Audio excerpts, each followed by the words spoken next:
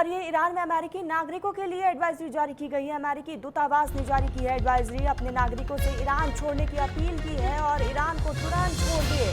अमेरिकी दूतावास की तरफ से कहा गया अमेरिकी सरकार की मदद पर ना हो निर्भर, फ्लाइट कैंसिल और बाधित हो सकती है। तो ये बड़ी खबर सामने आ रही है। लगातार हम देख रहे हैं कि इस वक्त क्या कुछ हालात बने हुए हैं और इसी बीच जो है अमेरिकी नागरिकों के लिए ये एडवाइजरी जारी की गई है। तो ईरान में बदलते हालात को ध्यान में रखते हुए अमेरिका की तरफ से अपने नागरिकों के लिए ये एडवाइजरी दी गई है। ईरान में लगातार स्थिति जो है वो बद से बदतर होती जा रही है। ईरान में अमेरिकी नागरिकों के लिए ये खास तौर पर एडवाइजरी अमेरिकी दूतावास की तरफ से जारी किया गया है और अपने नागरिकों से ईरान छोड़ने की अपील की गई है। आपको बता दें कि ईरान को तुरंत छोड़ दें, इस तरह की यहाँ पर अपील जो है एडवाइजरी में की गई है। अमेरिकी सरकार की मदद पर ना हो निर्भर, इसका भी जिक्र किया गया है। फ्लाइट कैंसिल और बाधित हो सकती है। तो ये बड़ी खबर सामने आ रही है और ऐसे में लगातार हम देख रहे हैं कि किस तरीके से फिलहाल सिचुएशन है और इन्हीं तमाम चीज़ों को ध्यान में रखते हुए लगातार तनातनी जो है वो दोनों मुल्कों में बनी हुई है।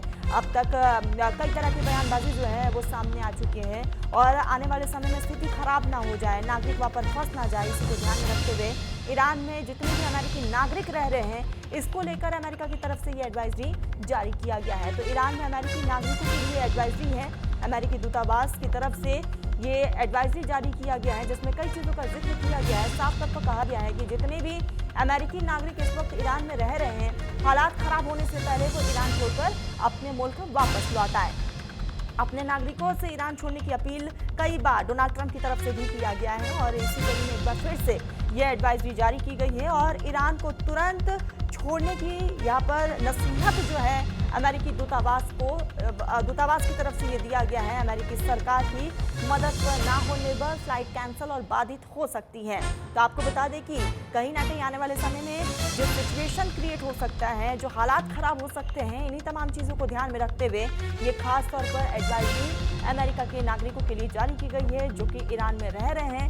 आपको बता दें कि लगातार जो है तनातनी दोनों मुल्कों के बीच बढ़ती हुई नजर आ रही है और इसी बीच जो है ये बड़ा यहाँ पर संकेत जो है अमेरिका की तरफ से भी दिया गया है और इसीलिए खास तौर पर ये एडवाइजरी जारी की गई है।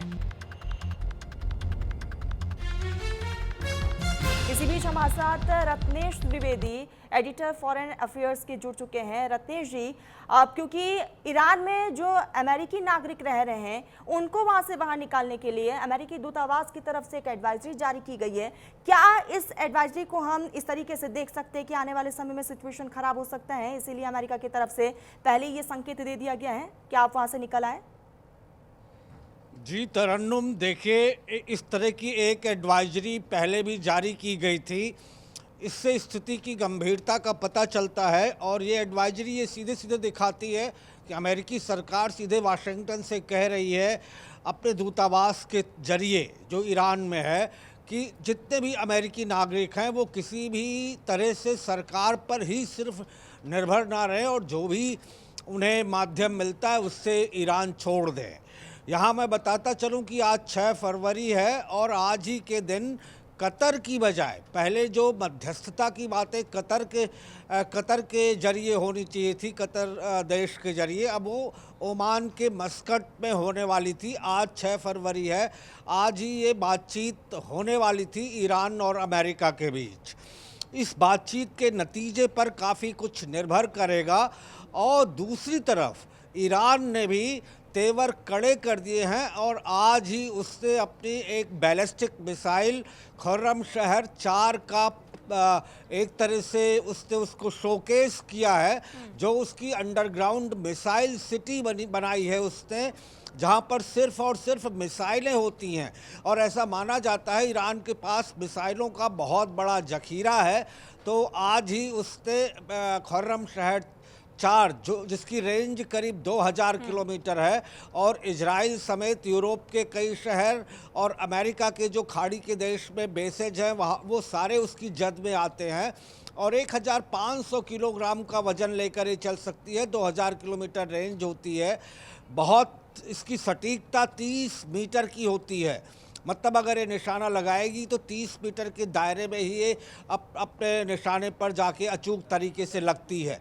तो कहने का मतलब ये है कि ईरान ने भी तेवर अपने नरम नहीं किए हैं इस मिसाइल के प्रदर्शन करने के साथ ही, लेकिन बातचीत भी आज 6 फरवरी है, आज होनी थी मस्कट में। राकेश जी, क्योंकि ईरान भी एक कदम पीछे हटने को तैयार नहीं है और लगातार हम देख रहे हैं दोनों मुल्कों के बीच जो तनातनी बनी हुई है, आने वाले समय में हालात और भी ज्यादा खराब हो सकते हैं, इसमें कोई शक भी नहीं है। क्या लगता है आज की बातचीत से, वन टेबल टॉक से समस्या का समाधान निकल पाएगा? देखिए, बहुत कुछ बातचीत के बाद जो स्टेटमेंट्स आएंगे उस पर निर्भर करेगा।